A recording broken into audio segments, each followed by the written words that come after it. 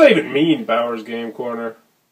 Ahoy there, YouTube! I'm back again today for another game preview, another special Kickstarter preview. And today I'm very excited to be checking out Crop Cycle from Convergent Games. This is for 2 to 5 players, ages 6 and up, and it'll take about 20 to 45 minutes to play. And in Crop Cycle, you will be planting crops and attacking your opponent's crops and playing weeds in other people's fields, trying to gain 5 victory points and become the best farmer. Sound intriguing? Let's open it up and see how it works. Alrighty, so we're going to take a look at what you're going to get inside of Crop Cycle. Now, I would like to mention this is the promotional copy I have in front of me. What you see very well may change by the time it gets to you. So first and foremost, we're going to handy dandy rule sheet. As you can see, this is the prototype version. And it is 7 pages, double-sided, full color, and it was a relatively simple game, and this should have you up and running in just about no time.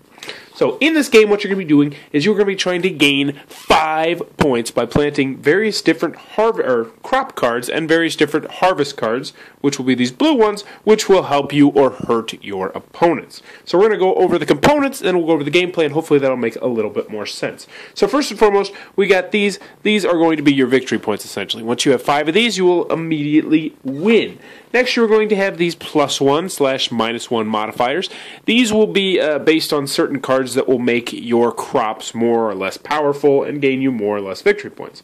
Next, you are going to have your seasons cards, because in this game, you're going to be going through the 4 different seasons: spring, summer, fall, winter, spring, summer, fall, winter, and you're going to be going in a loop just like the seasons work. You're going to start in spring, though, so we'll put our little victory point right there to symbolize that we are starting in spring.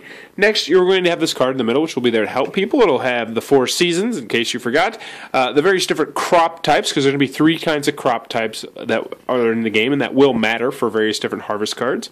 And this is also going to tell you what you can do during your different phases, because in this game, there are going to be 2 phases.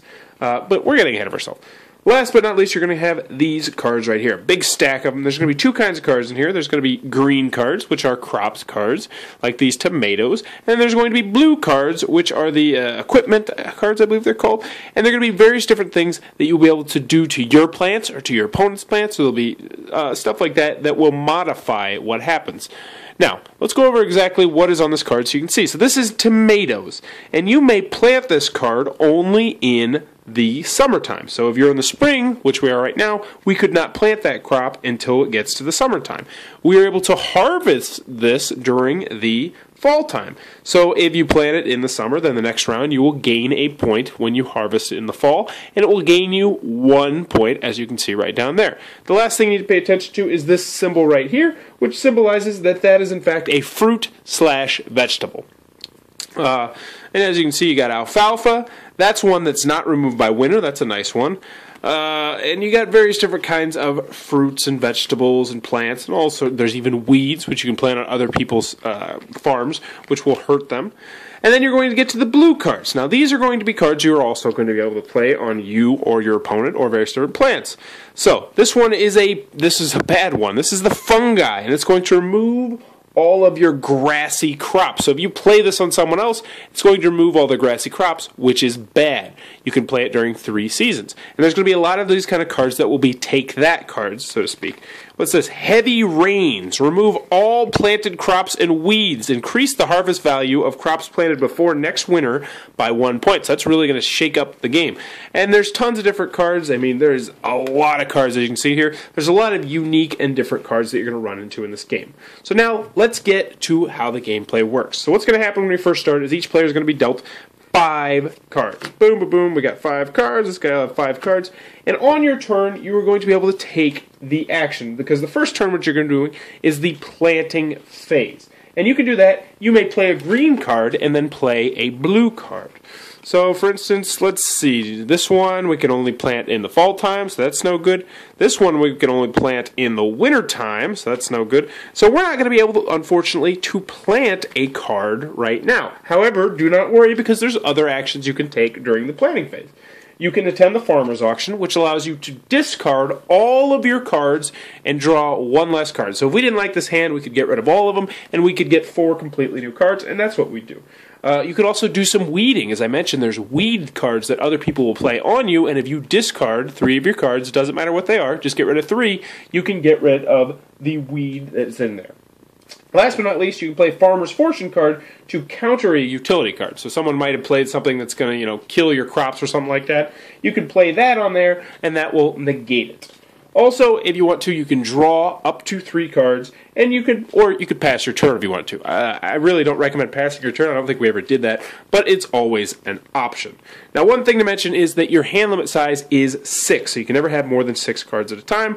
So let's see if we might just say, you know what, we're just going to completely scrap all this, and we're going to draw 4 cards. 1, 2, 3, 4, and that would be our turn. Now we'll go over to this guy and see if he had better luck with his. He did, in fact, because he's got Timothy grass, which is great. So he would say, all right, I'm going to plant my Timothy grass. Good for him.